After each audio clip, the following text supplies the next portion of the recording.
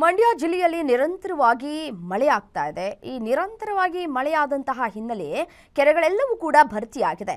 ಕೋಡಿ ಬಿದ್ದ ಕೊಪ್ಪ ಕೆರೆ ಹಾಗೂ ಪಾಂಡವಪುರದ ಹಿರೋಡೆ ಕೆರೆ ನಿರಂತರ ಮಳೆಗೆ ಎರಡೂ ಕೆರೆಗಳು ಸಂಪೂರ್ಣವಾಗಿ ಭರ್ತಿಯಾಗಿದೆ.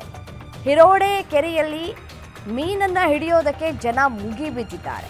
ಒಂದು ಕಡೆ ಮಳೆ ಹೆಚ್ಚಾಗ್ತಾ ಇದೆ, ಕೆರೆಗಳೆಲ್ಲವೂ ಕೂಡ ತುಂಬಿ ತುಳುಕ್ತಾ ಇದೆ, ಕೆರೆ ಕಟ್ಟೆಗಳೆಲ್ಲವೂ ಕೂಡ ತುಂಬಿ ತುಳುಕ್ತಾ ಇರುವಂತಹ ಹಿನ್ನೆಲೆಯಲ್ಲಿ ಜನಕ್ಕೊಂದು ಕಡೆ ಖುಷಿ, ಮತ್ತೊಂದು ಕಡೆ ಕೆಲವರಿಗೆ ಆತಂಕ ಹೆಚ್ಚಾಗ್ತಾ ಇದೆ.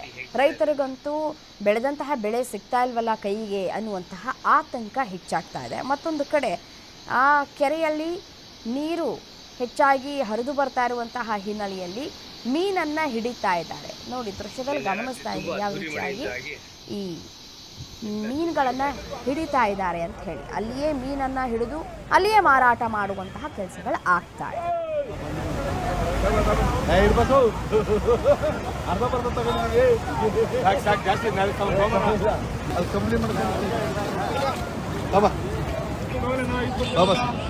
ಎಲ್ಲ ನಿಮ್ಗೆ ಬೇಕಾ?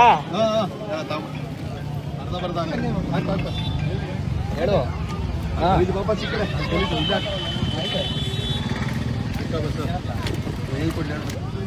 ಸರ್ ಮುಂದೆ ಸರ್ ಮುಂದೆ ಕೂಡ ಮುಂದೆ ಸರ್ ತಗೋ ಸರ್ ಸರ್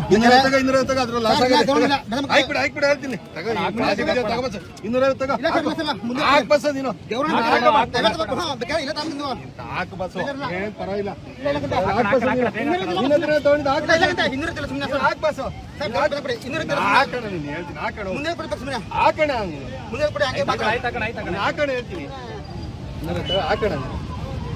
ಏನೋ ಏನಕ್ಕೆ ಆಸೆ ಬಿದ್ದಿದ್ದು ಏನೋ ಕಳಿತಾ ಹಿಡಿತಾ ಇದೀಯಾ?